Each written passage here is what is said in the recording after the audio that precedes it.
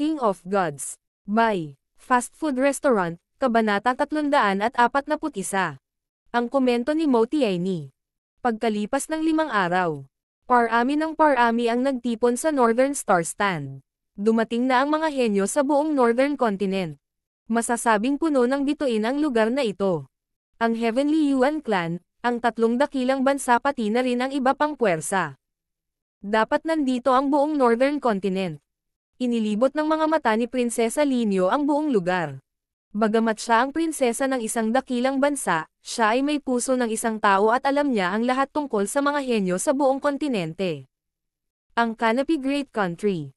Bahagyang tumango si Prinsipe Jin. Nandito tayong lahat. Ang kailangan lang nating gawin ay maghintay sa oras ng Sacred Area Alliance. Kapag ang teleportation array ng Northern Star Stand at ang Sacred Area Alliance ay nagkonekta, pagkatapos ay ang Sacred True Dragon Gathering ay nasa likod.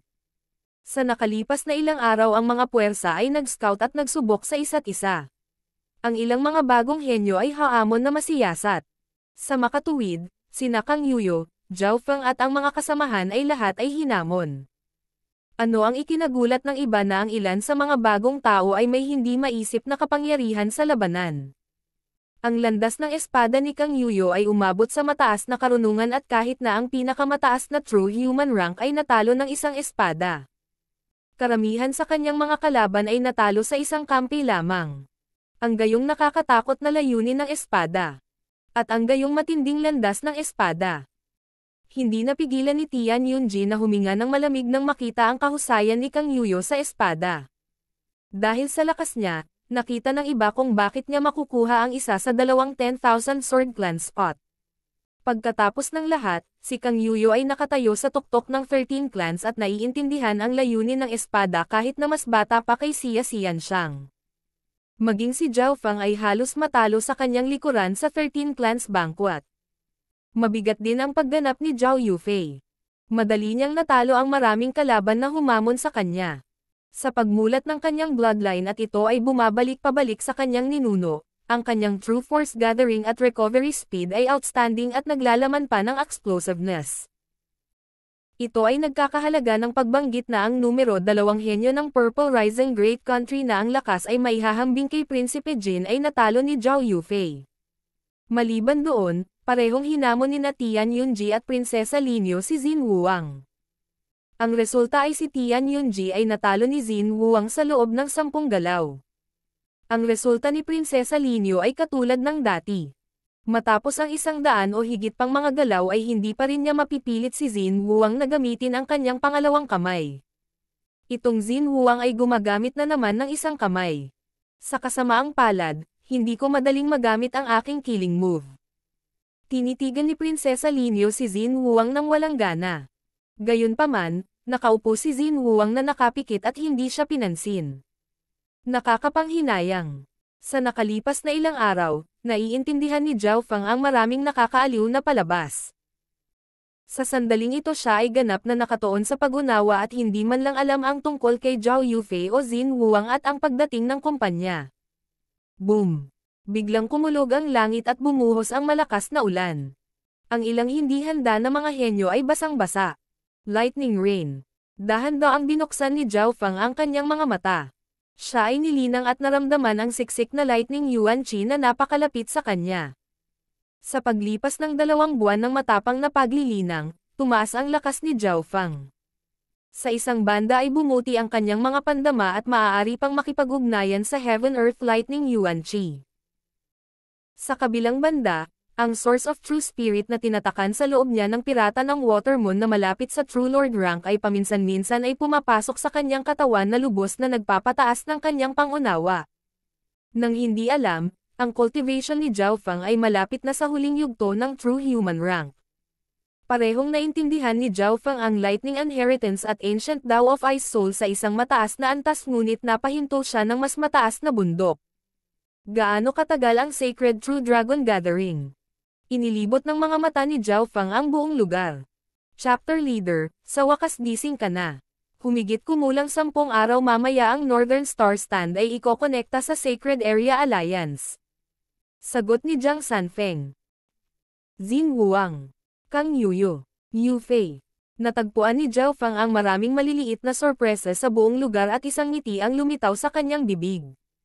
Sa parehong sandali, mula sa panig ng 10,000 Origin Clan ay may naramdaman si Xin Huang.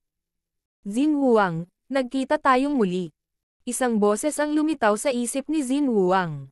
Ibinuka ni Xin Huang ang kanyang malalalim na mata sa pagkagulat.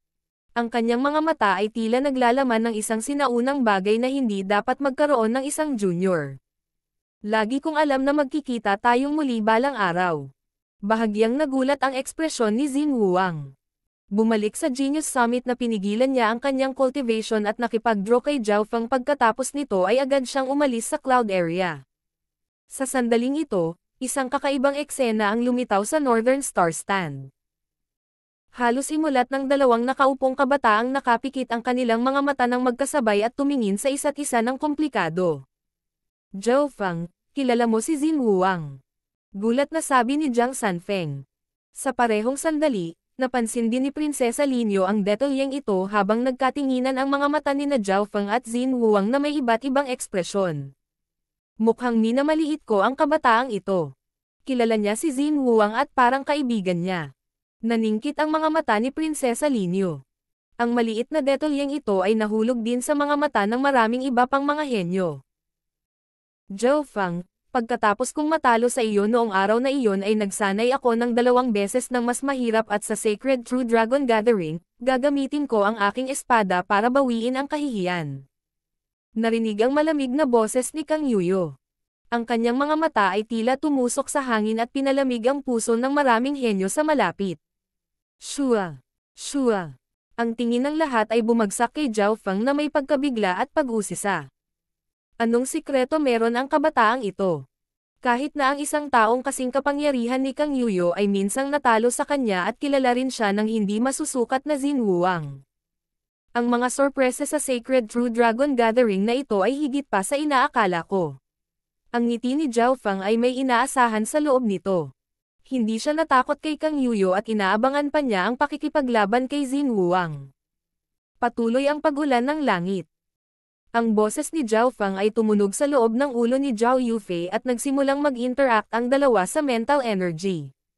Mas madalas na lumitaw ang ngiti ni Zhao Yufei kaysa 2 buwan na ang nakalipas. Ang lahat ng ito ay nahulog sa mga mata ni Mo Tianyi. Sa hindi malamang dahilan, biglang naging interesado si Mo Tianyi sa asol na buhok na kabataan. Wei Yunqi, subukan mo ang batang asol na buhok na iyon. Sinabi ni Mo Tianyi sa isang core na disipulo sa likod. Naramdaman ni Wei Yunqi na mahal siya. Bagamat mayroon siyang cultivation ng peak true human rank, siya ay nasa ika-9 na ranggo ng mga disipulo ng Heavenly Yuan Clan. Si Mo Tianyi ay isang alamat sa hilagang kontinente at ang alagad ng isang soberano. Para kay Wu Yanhui, napakalayo niya. Pagkatapos noon, naglakad si Wei Yunqi patungo sa Canopy Great Country Party. Ang pangunahing disipulo ng Heavenly Yuan Clan. Nagbago ang ekspresyon ng mukha ni Prince Jin at ng kumpanya. Ang 10 dakilang angkan ay mga pag-iral na kahit ang 3 dakilang bansa ay kailangang tingnan. Hihihi, nabalitaan ko na si Brother Zhao Feng ay medyo misteryoso at gusto siyang hamanin ng isang ito. Magalang na sabi ni Wei Yunqi. Nagsalubong ang mga kilay ni Zhao Feng. Hindi niya talaga gusto ang mga pagsubok na ito nang walang dahilan. Isa pang tagamanman. Dahan-dahan siyang tumayo at nagpas siyang mag-ehersisyo sa pagkakataong ito. Mabilis na inis ka ng God's spiritual eye ni Zhao Feng si Wei Yunqi at tinansya ang kanyang lakas. Ang cultivation ng taong ito ay kapantay ng Prinsipe Jin ngunit walang bloodline. Siguro ang kanyang mga kasanayan ay kaya ang kanyang pangkalahatang lakas ay dapat na malapit sa Prince Jin. Ang mga may cultivation sa ilalim ng True Mystic rank ay maaaring talunin ni Zhao Feng sa isang mata. Oh, sige, gagamitin ko siya para subukan ang pagsasama ng Mystic Flower Treasured Bible at Lightning Inheritance pati na rin ang iba pang bagay. Tumayo si Zhao Feng. Sa sandaling ito maraming mga nangungunang henyo kabilang sina Prinsesa Linyo, Xin Huang, Kang Yuyo, Mo Tianyi at kumpanya ang tumingin sa paligid. Ang edad at paglilinang ni Brother Zhao ay parehong mas mababa kaysa sa akin. Hahayaan kitang magkaroon ng 10 galaw. Nakangiting sabi ni Wei Yunqi. Hindi niya kilala si Zhao Feng at dahil mas matanda siya, mas may karanasan at may mas mataas na cultivation, hayaan si Zhao Feng na magkaroon ng advantage. Oo naman. Hindi sumang-ayon si Zhao Feng. Q. Sa sandaling matapos siyang magsalita, si Zhao Feng ay nag-flash palayo sa orihinal na lugar. Hindi maganda. Naramdaman na lang ni Wei Yunqi na nanlabo ang kanyang mga mata at isang pamamanhid na sensasyon ang nanggagaling sa kanyang tagiliran. Natural niyang pinaikot ang kanyang True Spirit Chi at nagpadala ng mga alon ng True Spirit sa paligid niya upang itulak pabalik ang anumang bagay sa loob ng isang partikular na radius. Bam! Isang figurang nakasuot ng kidlat sa likod ni Wei Yunqi ay napaatras. Kakaiba ang galaw ng brat na ito. Nagpakawala siya ng hininga at sinisi ang sarili na hindi niya dapat minamaliit ang kanyang kalaban. Hindi na malaya ni Wei Yunqi na ang mga tao sa paligid niya ay nakatitig sa lugar sa itaas niya ng nanlalaki ang mga mata. Teleportation Lightning Step. Isang makamulto na figure ang tila lumitaw sa wala sa itaas ng ulo ni Wei Yunqi.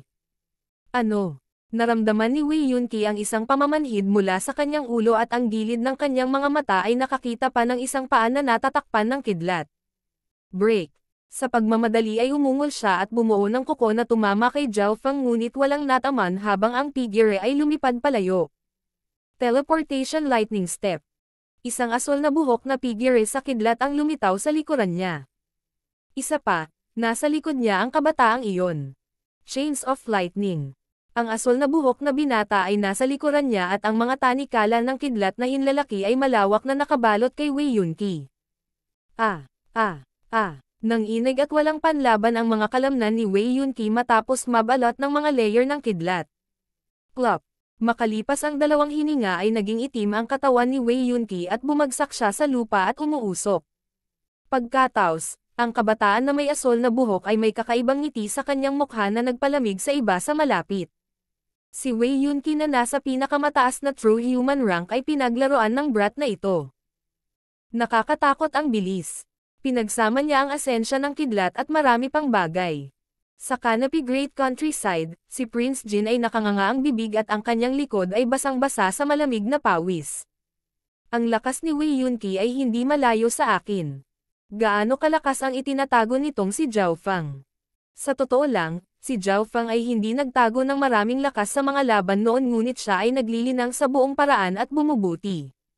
Yun lang. Ibinalik ni Mo Tianyi ang kanyang tingin at matapos makita ang pagpapakita ni Zhao Feng, nawalan ng interes sa kanya. King of Gods, Kabanata 342. Ang limang napakaraming kahanga-hanga. Dahil sa makamulto na paggalaw ni Zhao Feng at mga kasanayan sa kidlat, ang iba pang mga henyo ay pumutok ng kanilang mga dila at maging ang ilang mga pinuno ay nag-iingat.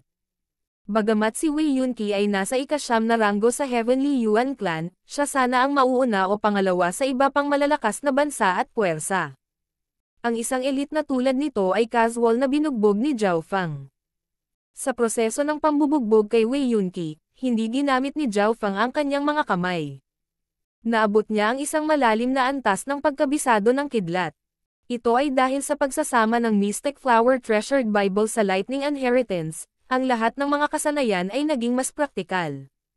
Hindi lang siya espesyalista sa bloodline skills. Ibig sabihin, mas magulo siya. Naging mataimtim ang ekspresyon ni Prinsesa Linyu. Sa wakas ay napagtanto niya na ang pinakamalakas na bituin mula sa Canopy Great Country ay hindi si Prince Jin o Tian Yunji, kundi ang asol na buhok na kabataan na kasing lalim ni Xin Wuang. Ang panig ng Heavenly Yuan Clan. Senior brother mo, medyo kawili-wili ang brat na yan. Ang kanyang lakas ay maaaring malapit sa Xin Wuang o Xia Xianshang. Seryosong sabi ng isang true mystic rank na dilaw ang mukha na lalaki. Ang lalaking dilaw na mukha ay pumangalawa sa Heavenly Yuan Clan, sa ibaba lamang ni Mo Tianyi. Noon lang ay na-inspection niya ang laban ni Zhao Feng at Wei Yunqi at nagulat siya. Si Zhao Feng ay naglalaro lamang at gumagamit ng paggalaw at kidlat, pinalo si Wei Yunqi nang hindi man lang ginagamit ang kanyang mga kamay.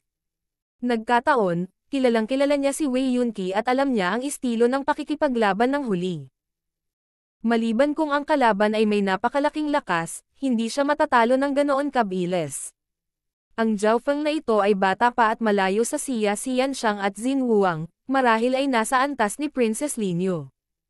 Kung gagamit lang siya ng paggalaw sa Sacred True Dragon Gathering, mamamatay siya sa isang pangit na kamatayan.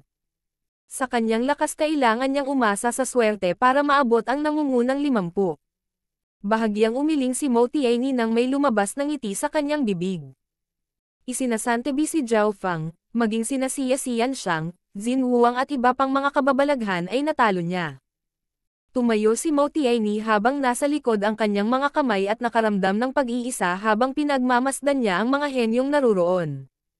Bahagyang nagulat ang lalaking may dilaw na mukha at saka tumawa. Tama, nangunguna na si Brother Mo sa Northern Continent. Ang antas ng mata ni Mo Tianyi ay lumampas sa kanilang antas. Total nasa pinatuktok na siya.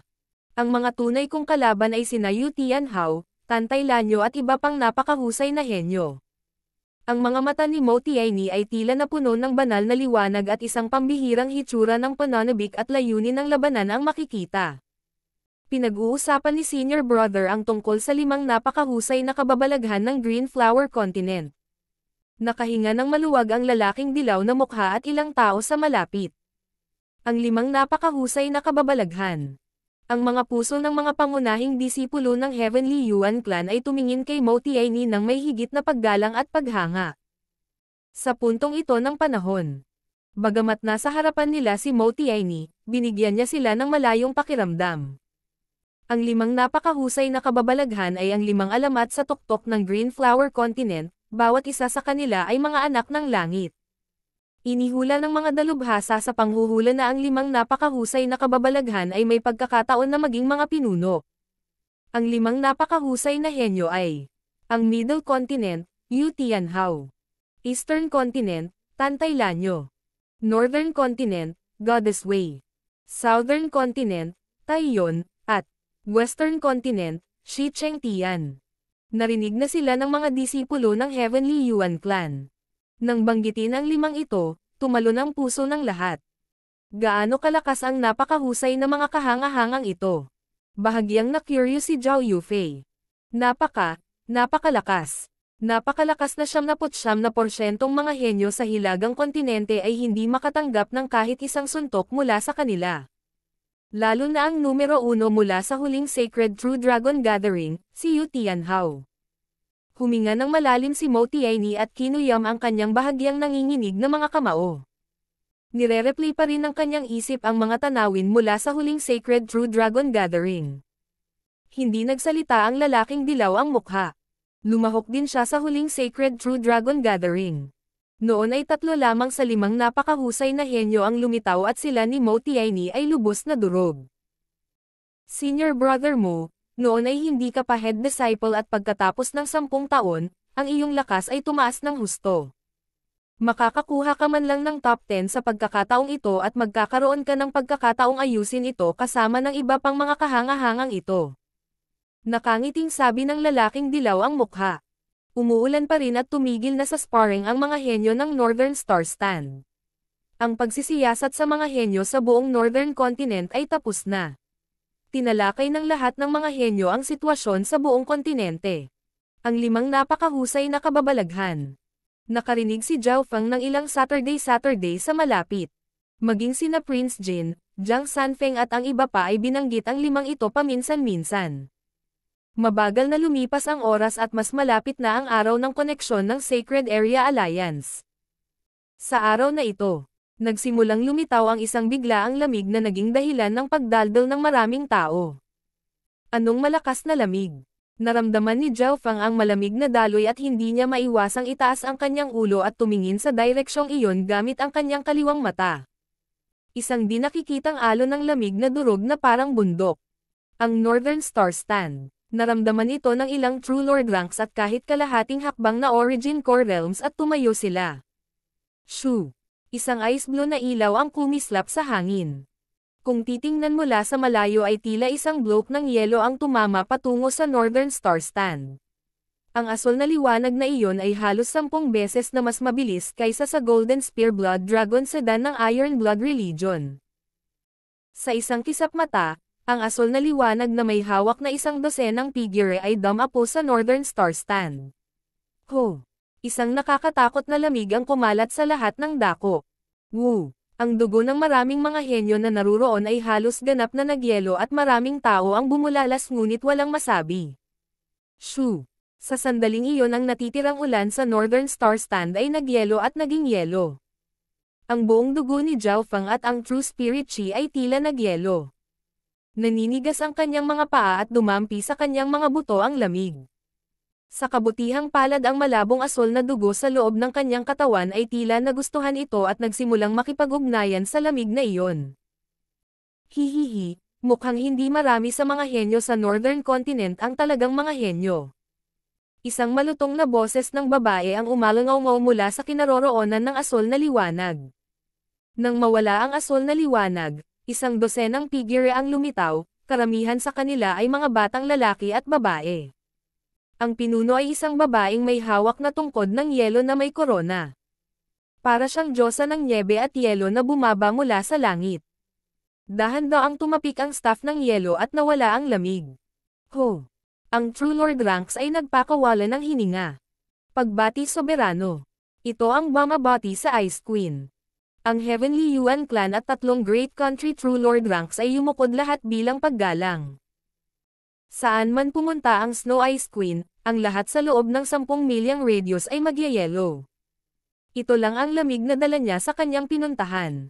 Kung talagang gustong salakayin ng Ice Queen na ito ang buong Northern Star Stand ay agad na magyelo. Bukod sa Deputy Patriarch at ilang kalahating hakbang na Origin Core Realms, walang makakatakas. Huminga ng malamig si Zhao Feng. Mas maganda ang kanyang paningin at mas malinaw ang kanyang nakikita. Ang Ice Queen ay hindi sinasadyang magpakawala ng lamig ngunit ginawa niyang yelo ang buong hilagang Star Stand. Mangyaring bumangon ang lahat. Ang Ice Queen ay mahinang nagwagayway ng kanyang kamay at tumugon lamang sa mga elder ng Heavenly Yuan Clan, 10,000 Origin Clan, 10,000 Sword Clan at ilang iba pa. Ang ikina-curious ng iba ay ang Ice Queen ay nagsalita pa ng isa o dalawang pangungusap na may dugong timo. Parang kilala ng may dugong timo ang Ice Queen na ito. Kaya ang Ice Queen na ito ay ang maalamat na Origin Core Realm Sovereign. Naramdaman ni Bimoy sa sulok na hirap huminga. Ang dugo sa kanyang buong katawan at True Spirit Chi ay na-freeze, at nawala ang mga pandama sa kanyang paa. Ang Taishao True Lord, na namuno sa Iron Dragon Strong Country at sa 13 bansa ay may nakasulat sa kanyang mga mata ng pagkabigla at paggalang. Wala man lang siyang lakas ng loob na bumati dito. Ang Mystic Ice Queen ay isang sovereign of the extreme north. May teleportation array na sila, bakit kailangan pa nilang pumunta dito? Tama, bakit kailangang pumunta dito ang mga taga-Mystic Ice Palace? Pagkatapos ng kaguluhan, nagsimulang mag-usap ng pribado ang mga tao. Ang Mystic Ice Palace ay kapareho ng Heavenly Yuan Clan, isa sa 10 Great Clans. Ang puwersang ito ay nasa dulong hilaga at itinuturing na isa sa mga miyembro ng hilagang kontinente. Gayunpaman, sa nakalipas na mga taon ang Mystic Ice Palace ay bihirang makipag-ugnayan sa ibang puwersa at nanatili lamang sa kanilang sariling lugar. Sa pagkakataong ito ay pumunta sila sa Northern Star Stand sa halip. Ang Mystic Ice Palace ay may parehong dami ng mga rekomendasyon gaya ng Heavenly Yuan Clan, sa kabuuan ay 10. Sa 10 kalahok, babae ang nakakuha ng karamihan habang kakaunti lang ang mga lalaki. Ang head disciple ng Mystic Ice Palace ay isang malamig na dilag na ang balat ay tila gawa sa nyebe. Naabot niya ang perpektong antas ng lamig na dumampi sa buto. Goddess Bingwei. Mabagal na nagsalita si Mo Tianyi. Isa sa 5 napakahusay na kababalaghan, si Goddess Bingwei.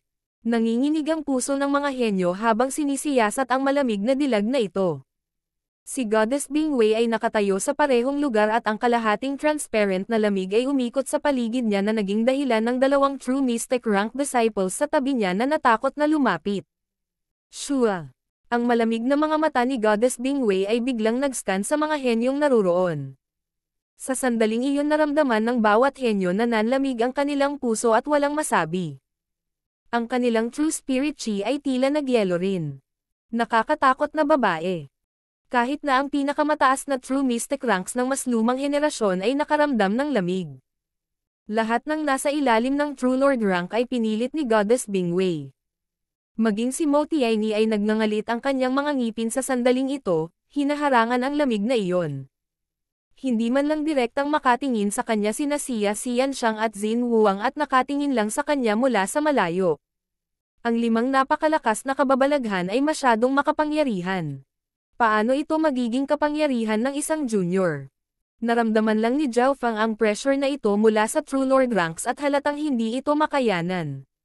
Sa sandaling ito, sa wakas ay naunawaan na niya ang sinabi sa kanya ni Timo. Hindi man lang naisip ni Timo na makapasok siya sa nangungunang 10. Ang pagpasok sa nangungunang 100 ay isa ng tagumpay at ang nangungunang 50 ay medyo maganda. Ang nangungunang 20 ay halos imposible at para sa nangungunang 10 o kaunahan. Iyon ay magiging katawa-tawa. Nag-scan lang si Goddess Bingwei sa buong lugar at walang sinabi. Bingwei, kumusta? Nakangiting sabi ng Mystic Ice Queen. Walang kapareha ko. Sa lahat ng kontinente ang tanging kalaban ko ay si Yu Tianhao. Binawi ni Goddess Bingwei ang kanyang tingin, bahagyang nabigo. Kung alam niya ito, hindi siya pupunta sa Northern Star Stand. King of Gods, Kabanata 343. Muling pagpapakita ng mata ng Diyos. Ang nakakatakot na lakas ng napakaraming kababalaghan ay nagpayanig sa puso ng iba pang mga henyo ng Northern Continent. Hindi man lang nila napigilan ang pagguho ng lamig. Si Mo Tianyi lang ang halos hindi makayanan. Sa sandaling ito, ang mga alon ay namumuo sa isipan ng mga taong naruroon. Ang kanilang kalooban sa labanan at kumpiyansa ay nasira ng husto. Sa katotohanan, ang mga henyo tulad ni Mo Tianyi, Xia Xianxiang, Xin Huang, Kang Yuyo, Zhao Feng at ang iba pa ay nalampasan lahat ang bilang ng mga kahanga-hanga sa mga nakaraang panahon. Nangangahulugan ito na ang henerasyon ni Mo Tianyi ay hindi mahina, nalampasan nito ang iba pang mga henerasyon. Gayunpaman, sila ay itinuturing na maswerte at malas sa parehong oras. Ito ay dahil dito na ang Green Flower Continent ay may pinakamataas na pagkakataon na makakonekta sa Heaven's Legacy Inheritance. Karaniwan ang mga pagkakataon ay hindi ganito kataas. Karaniwan ay mayroon lamang isang napakahusay na henyo bawat henyo tulad ng Sword Saint Ye Wuxi, ang Three-Eyed Sky Sovereign, Scarlet Moon Patriarch. Gayunpaman, ang henerasyong ito ay may 5 napakahusay na henyo. Nanlilisik ang mga mata ni Timo sa pag-aalala at pag-asa. Maaaring durugan ng napakaraming henyo ang ilang henerasyon at ang henerasyong ito ay mayroong 5. Lalo na ang nangungunang prodigy na si Yu Tianhao. Sinasabing nalampasan niya si Sword Saint Ye Wuxi at naabutan niya ang 12-dosenang henerasyon. Gumamit lang siya ng isang espesyal na pamamaraan upang pagsamahin ang kanyang true spirit sa hangin, tulad ng enerhiya ng pag-iisip. Ang mga tumitingin sa kanya ay makakaramdam ng aura at sa pamamagitan ng paggamit ng kontak ng mental energy, hatulan ang kanilang lakas. Sinuri ni Zhao Feng pagkatapos niyang mabawi ang kanyang kalmado. Sa pamamagitan ng pamamaraang iyon, ang conclusion ni Goddess Bingwei ay walang sino man dito ang kanyang katapat. Pinatunayan ito ng pag-aaway ng mga aura ng enerhiya ng isip. Si Zhao Feng, Xin Huang, Prinsesa Linyu, Prinsipe Jin, Kang Yuyo at ang kumpanya ay lubos na natalo. Kung si Zhao Feng iyon, hindi niya ito kakailanganing maging napakagulo. Sa isang pag-scan ng kanyang God's Spiritual Eye ay makikita niya ang lahat sa ilalim ng lakas ng Origin Core Realm kasama na ang kanilang bloodline power. Gayunpaman, hindi nang ahas si Zhao Feng na gawin ito maliban kung mayroon din siyang lakas ng isang napakaraming kababalaghan tulad ni Goddess Bingwei.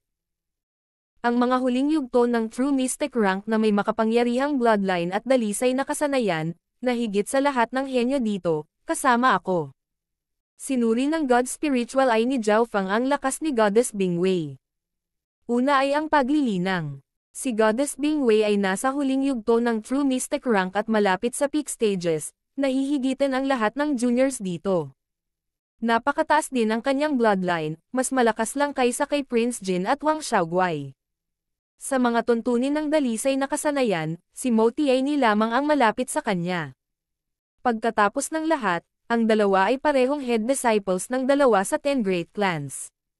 Ang mga head disciples ng Mystic Ice Palace ay palaging abnormal na makapangyarihan dahil ang Mystic Ice Palace ay nagtataglay ng isa sa 4 na pamana, ang Mystic Ice Inheritance at maaaring buksan ito minsan sa bawat 12-12 taon. Malamang, natanggap ni Goddess Bingwei ang core ng ilang inheritance mula sa Mystic Ice Inheritance. Naiinggit na sabi ni Jiang Sanfeng. Narinig din ito ni Zhao Fang. Bagamat natanggap niya ang pinakamataas na mana ng Floating Crest Inheritance at ilan sa Watermoon Treasury, ito ay walang halaga kumpara sa Mystic Ice Inheritance na isa sa 4 Great Inheritance. Ang mga pinamagatang napakalaking mga kababalaghan ay may kapalaran ng 10 beses na mas mahusay kaysa kay Zhao Fang. Kahit na hindi ko maabot ang tuktok ng Sacred True Dragon Gathering na ito, ang mabuhay sa panahong ito ay swerte. Higit sa lahat, mag-uugnay ang mga mana sa oras na ito. Huminahon ang estado ng puso ni Zhao Fang nang bumalik ang kanyang ekspresyon ng walang emosyon. Hindi nagtagal ay muli niyang ipinikit ang kanyang mga mata at tahimik na nagsimulang pumasok sa pangunawa. Nakita ni Timo ang pagbabago ng puso ni Zhao Fang at hindi niya maiwasang tumango. Medyo maganda ang estado ng puso ni Zhao Fang. Dahil sa hitsura ni Goddess Bingwei, ang mga henyong naruroon ay nagkaroon ng mga emosyonal na pagbabago at galit, ayaw o malungkot. Gayunpaman, maayos ang isipan ni Zhao Fang at tinanggap ang katotohanan ito nang muli siyang naging normal. Kasabay nito, ang panig ng 10,000 Origin Clan. Kung pupunta ako ng buo, ang pagkakataon na ako ay makakuha ng numero 1 ay napakaliit. Ang panahong ito ay puno ng mga inaasahan. Ang normal na mukha ni Xin Wuang ay kalmado. Hindi gumagalaw ang estado ng kanyang puso.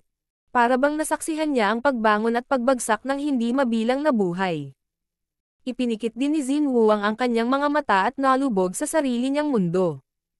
Unti-unting lumipas ang oras. Natahimik ang lahat ng mga henyo sa Northern Star Stand. Naghihintay silang lahat. Makalipas ang 3 araw. Isang nagniningning na puting liwanag ang lumitaw sa Northern Star Stand. Sa simula ang puting liwanag ay bahagyang mahina ngunit nagsimulang lumiwanag ng mas maliwanag at mas maliwanag. Sa isang tiyak na sandali. Weng. Ang sinaunang purong Blackstone Gate sa gitna ng Northern Star Stand ay nabalot ng puting liwanag. Nabuksan ang Northern Star Stand. Magsisimula na ang Sacred True Dragon Gathering. Lahat, pamunuan natin ang dakilang panahon na ito. Lumitaw ang mga hiyawan sa Northern Star Stand. Mayroong ilang daang mga henyo sa buong Northern Continent na naruroon at karamihan sa kanila ay nakikilahok sa Sacred True Dragon sa unang pagkakataon. Ang kanilang mga puso ay napuno ng pananabik at katapangan. Marahil hindi lahat ay maaaring maabot ang nangungunang 10 o 100 ngunit para sa karamihan ng mga henyo na naruroon, upang makipagkompetensya sa mga kahangahangang iba pang mga kontinente at ipakita ang kanilang mga kasanayan sa entablado ng mundo ay isang bagay na mamatay para sa walang pagsisisi. Weng. Weng. Ang sinaunang purong Blackstone Gate ay nagbigay ng mas maliwanag na liwanag at ang nagniningning na puting liwanag sa wakas ay bumalot sa buong Star Stand, na parang tinatanggap ang henerasyong ito. Lahat, magsisimula ang Sacred True Dragon Gathering pagkatapos mong makapasok sa Stone Gate at makapasok ka sa sinaunang arena. Isang malakas na boses ang umalangaw-ngaw mula sa loob ng tarangkahang bato. Tila umalangaw-ngaw ang boses na iyon sa langit at lupa. Parang galing sa ibang dimensyon. Terra na. Ang Mystic Ice Queen ay nagwagayway ng kanyang mga kamay at ang mga kinatawan mula sa Mystic Ice Palace ay pumasok sa nagniningning na tarangkahan ng bato. Shua! Shua! Sa sandaling hinawakan ng mga figurang ito ang tarangkahan ay mawawala sila. Weng! Weng! Ang nagniningning na puting mga ilaw sa Northern Star Stand ay naging mas maliwanag at mas maliwanag. Ito ay nalaman ng lahat na ang mga linya ng isang array ay lumitaw sa ilalim ng kanilang mga paa. Huang! Weng! Ang buong Northern Star Stand ay nanginginig at bumaril ng puting liwanag sa kalangitan. Ano ito? Ang mga hindi pa nakapasok sa gate kasama ang Mystic Ice Queen, mga elder ng Heavenly Yuan Clan at Timo ay naramdaman ang kanilang mga puso na nanginginig. Sa sandaling iyon, ang pagsabog ng puting liwanag ay nabuo ang figure ng isang dragon. Sa eksaktong sandaling iyon, isang dragon ang lumitaw sa silangan, gitnang, timog, hilaga at kanlurang kontinente. Limang nagniningning na dragon ang nakipag-ugnayan at napaungol sa isa't isa sa himpapawid ng Green Flower Continent.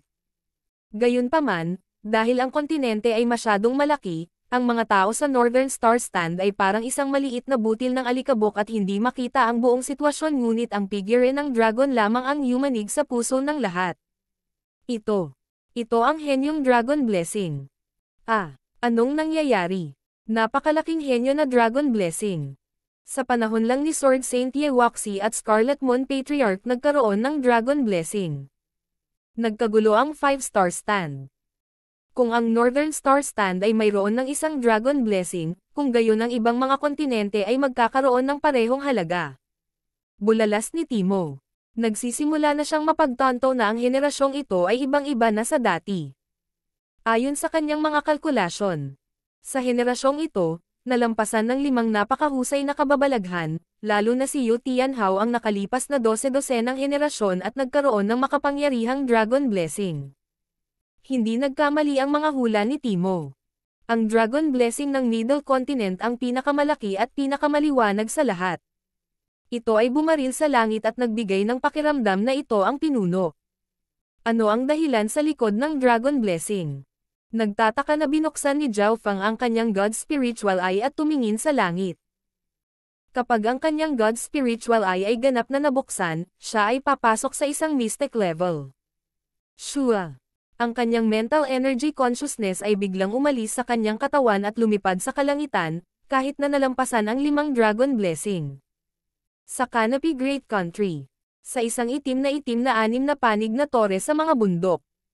Ito ang maalamat na 6 Warlock Divine Tower. May kabuuang 49 na palapag sa 6 Warlock Divine Tower at makikita ang mga figure sa loob. Sa harapan ay isang matandang-matanda na nakasuot ng itim na balabal na natatakpan ang kalahati ng mukha. Nakikita lang ng mga tao ang kanyang pares ng mga mata. Ito ay kasing lawak ng mga bituin at may sinaunang karunungan dito. Naupo ang 36 na mga pari sa likod ng misteryosong matanda at ang mga pilak na liwanag ay sumanib sa langit. Weng! Sa puntong ito, isang screen ang lumitaw sa itaas ng 6 Warlock Tower at kumikislap ng pilak. 5 Dragon Blessings sa Northern, Eastern, Southern, Western at Middle Continent ang makikita. Meow! Umabot sa langit ang tawag ng isang pusa. Isang kulay silver na pas ang itim na kasing laki ng 2 palad ang bumungad sa balikat ng misteryosong matanda. Ang kulay silver na itim na pas ang ito ay may tamad na ugali at nakapikit ang mga mata habang nakatitig sa langit. Itinaas nito ang mga paa at binaligtad ang 5 tansong barya. Sage, kinakatawan ba ng 5 Dragon Blessing ang 5 napakahusay na kababalaghan? Magalang na tanong ng isang babaeng pari na kasing ganda ng buwan. Hindi naman ganap. Ang 5 Dragon Blessing ay hindi lamang kumakatawan sa 5 napakahusay na kahanga-hanga. Ito ay kumakatawan sa pinagsama-samang mga pagpapala ng kontinente. Siyempre, ang 5 napakahusay na kababalaghan ang namumuno sa panahong ito at maaari ngang bumuo ng 5 Dragon Blessing. Ngumiti ang sage at sinabi. Ang kanyang mga mata ng karunungan ay nakatitig pa rin sa langit at bumulong-bulong sa kanyang sarili. Ang pagkakataon na ang Heaven's Legacy Inheritance ay kumonekta sa kontinenteng ito ay tumaas sa 20% ngunit ang hinaharap ay puno pa rin ng mga posibilidad na nagtutulak sa panahong ito sa hindi alam. Tingnan mo. Ano iyon? Oh my God! Biglang naghiyawan ang mga pari. Nanlalaki rin ang mga mata ng silver-black na pusa habang nakatitig sa screen na parang nasakal. Sa itaas ng 5 Dragon Blessings ay lumitaw ang isang Eye of Heaven. Ang Eye of Heaven ay malamig na tumingin mula sa langit patungo sa 5 umaatungal na Dragon Blessings.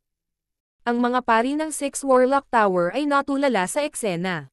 Gayunpaman, ang Eye of Heaven ay lumitaw lamang para sa isang hininga o 2 bago kumupas, na parang isa lamang itong ilusyon. King of Gods, Kabanata 344. Sinaunang Arena. Ang Eye of Heaven ay tila isang ilusyon habang malamig nitong iniskan ang 5 Dragon Blessings. Ang 5 Dragon Blessings ay napakalaki at nakipaglaban sa isa't isa, wala ni isa sa kanila ang nakadama kung ano ang nasa itaas nila. Marahil ang Eye of Heaven na iyon ay may kapangyarihang suriin ang lupa ngunit walang kapangyarihang kontrahin ang 5 Dragon Blessings. Sage, Ano iyon noon? Bulalas ng dalisay at banal na pari at curious din ang mga pari sa likod. Kailangang malaman ng isa na ang 5 dragon blessings ay nangangahulugan ng 5 napakahusay na henyo. Bawat isa sa kanila ay may kapangyarihang malampasan ang mga henyo ng ilang henerasyon.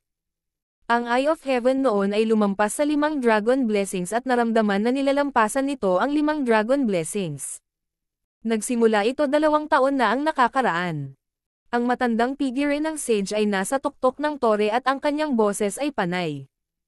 Ang kanyang sinaunang mga mata ay nagliwanag ng misteryoso. Maaaring ang kontinenteng ito ay nagsilang ng isang kababalaghan na higit pa sa 5 napakahusay na kababalaghan. Ang mga pari ay lahat ay hindi naniniwala. Kung totoo iyon, ang may-ari ng Eye of Heaven ay sobrang nakakatakot. Hihihi, nakita mo na ang Eye of Heaven ay hindi nakipag-ugnayan sa 5 dragon blessings. Nangangahulugan ito na hindi pa ito umabot sa isang antas kung saan maaari nitong banta ang 5 napakahusay na kababalaghan, kaya paano ito higit sa kanila? Ngumiti si Sage. Kung gayon, ano ang ibig sabihin ng eksenang iyon?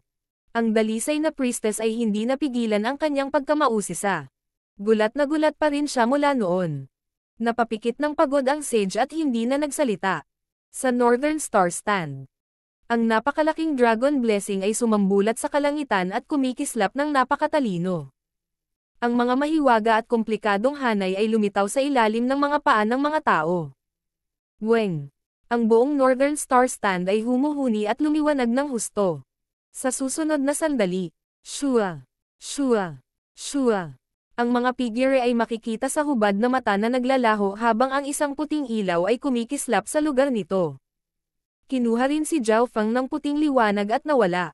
Isang hininga o 2 pagkatapos. Natahimik ang buong Northern Star Stand at walang naiwan. Matapos umikot at mawalan ng balanse, lumapag ang mga paa ni Zhao Feng sa lupa. Shua, shua, shua. Sa parehong oras ay lumitaw ang mga puting ilaw kung saan lumabas ang mga figure. Plop! Ang mga baguhan na iyon ay nagpanik at bumagsak sa lupa. Oh, kaya ito ang sinaunang arena. Umalangaw-ngaw ang mga sigaw sa buong lugar. Inilibot ng mga mata ni Zhao Feng ang lugar at nanginginig ang kanyang puso. Ito ay isang napakalaking sinaunang arena at ang bawat bato at ladrilyo ay naglalaman ng isang pagkaluma dito at naglalabas ng isang mahiwaga, lumang aura, na parabang ito ay kabilang sa sinaunang panahon. Ang sahig ng sinaunang panahon ay ginawa mula sa isang bihira at misteryosong silver green na materyal na hindi metal o bato ngunit ang katigasan nito ay maihahambing sa normal na mga sandata na may gradong espiritual. Ang buong sinaunang arena ay 100 milya ang lapad at nagsusumikap patungo sa langit at mga ulap. Ang sinaunang arena ay napapaligiran ay mga bundok na ang bawat isa ay mas mataas kaysa sa huli at ang mga estatwang bato ay nakatambak sa gilid ng mga bundok. Ang mga rebeltong bato na ito ay mula sa 12-12 yarda ang taas hanggang 100 yarda ang taas. Ang pinakamataas na 10 ay malapit pa sa 1,000 yarda. Bawat rebulto ay mabangis at masigla. Sila ay ginawa sa iba't ibang mga hugis tulad ng mga hayop, mga tao at tila naglalaman ng isang banal na kapangyarihan na ginawa ng isang tao na igalang ito. Ang pinakamataas na 10 estatwa ay tila kapantay ng langit at lupa at bawat isa ay may kanya-kanyang ekspresyon, maging sila ay walang emosyon, nangingibabaw, o nakangiti ng masama. Ang 10,000 estatwa ng bato ay lumikha ng mga bundok na nakapalibot sa sinaunang arena. Ang makapangyarihang eksenang ito ay yumanig sa puso ng marami. Parang pinapanood ng mga demonyo at Diyos ang bawat aksyon sa loob ng arena na ito, na naglalagay ng solemna at makasaysayang pakiramdam dito. Walang sino mang nabubuhay ngayon ang makakagawa ng gayong kahangahangang gawain. Si Zhao Feng ay nabigla. Ang mga bundok ng mga estatwang bato ay nakapalibot sa arena at tila nagpatuloy sa isang alamat ng sinaunang panahon. Ang espiritual na mata ng Diyos ni Zhao Feng ay biglang tumalon at naramdaman na ang mga batong estatwa na ito ay tila may sariling katalinuhan at napuno ng isang misteryosong kapangyarihan.